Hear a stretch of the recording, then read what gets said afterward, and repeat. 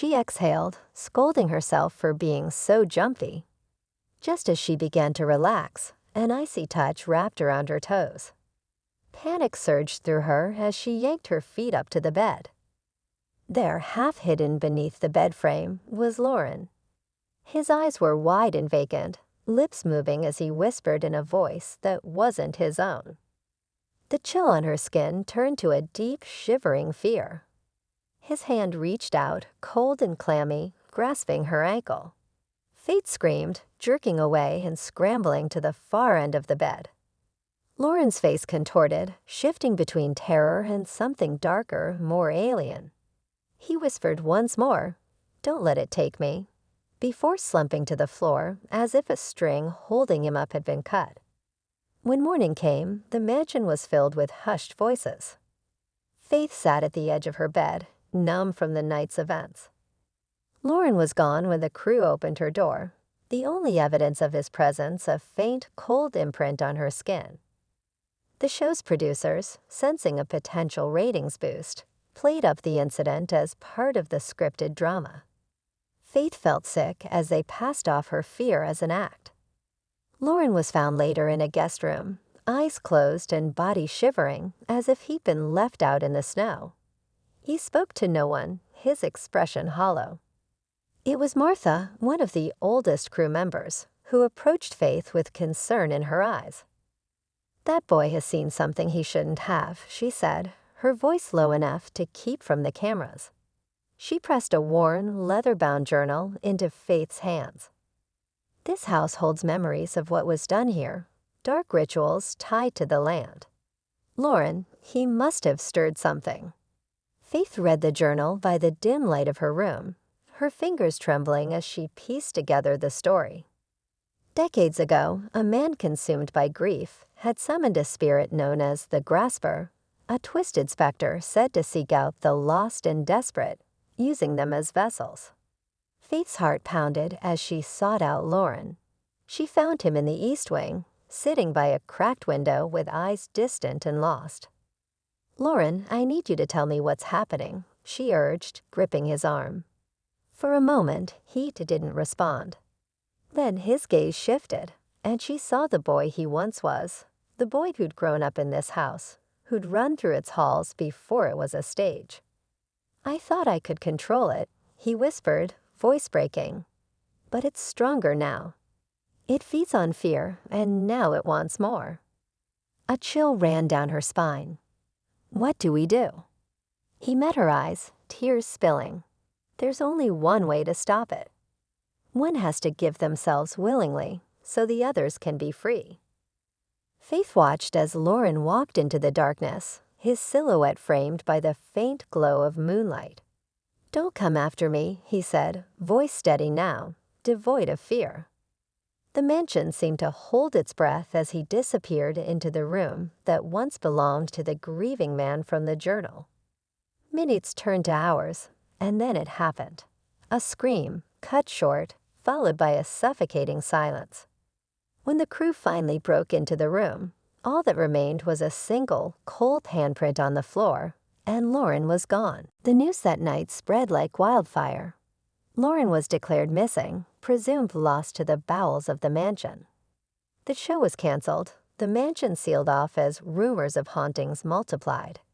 Faith left with the guilt of knowing that Loren had saved them all. His sacrifice a reminder that not all stories have happy endings. And as she looked at the scar left on her ankle from his final grasp, Faith knew she would carry the weight of that night, and the sadness of Loren's fate, forever. This narrative is built for suspense, emotional weight, and a hint of tragedy. Let me know if you'd like to explore more details, expand specific sections, or have another creative direction in mind.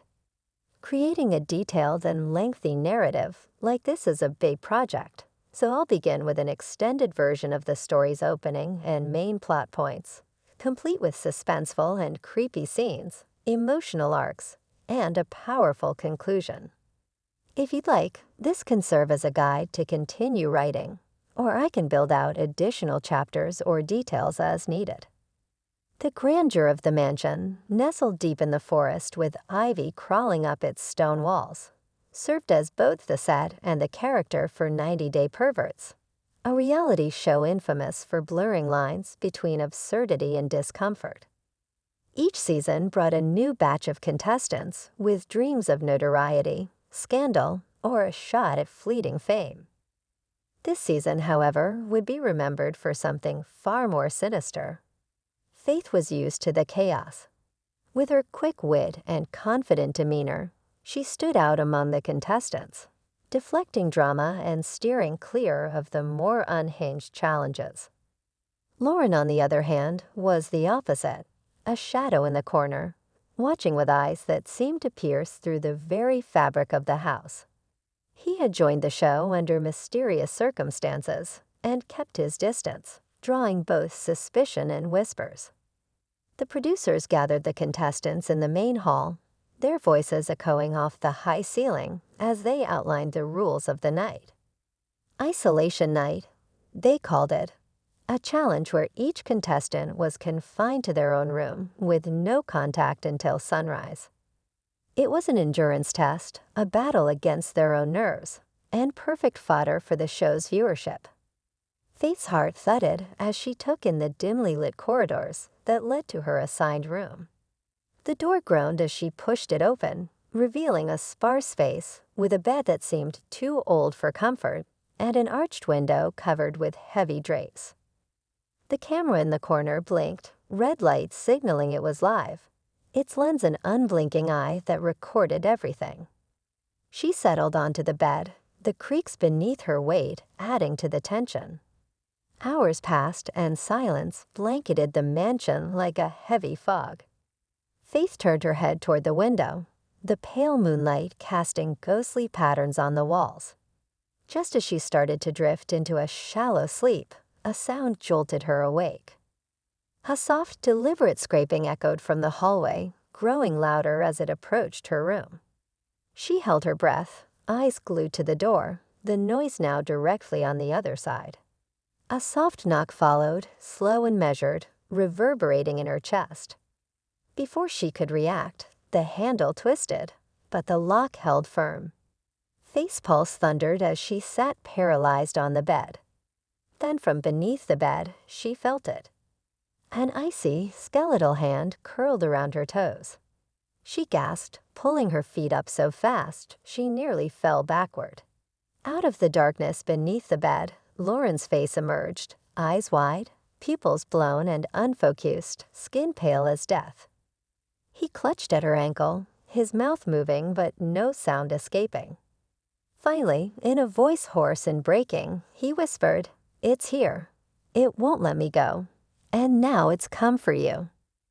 Faith sat in the main hall the next morning, her face pale and fingers trembling. Loren was nowhere to be seen. The crew was buzzing, more out of irritation at what they assumed was a stunt than concern. But Faith knew what she had felt, the icy touch, the look in Loren's eyes.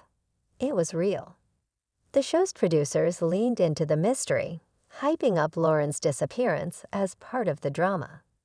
"It's good for ratings," they said, ignoring the nervous glances shared by the other contestants. But Martha, an older crew member who had worked in reality TV longer than most, approached Faith with a somber expression.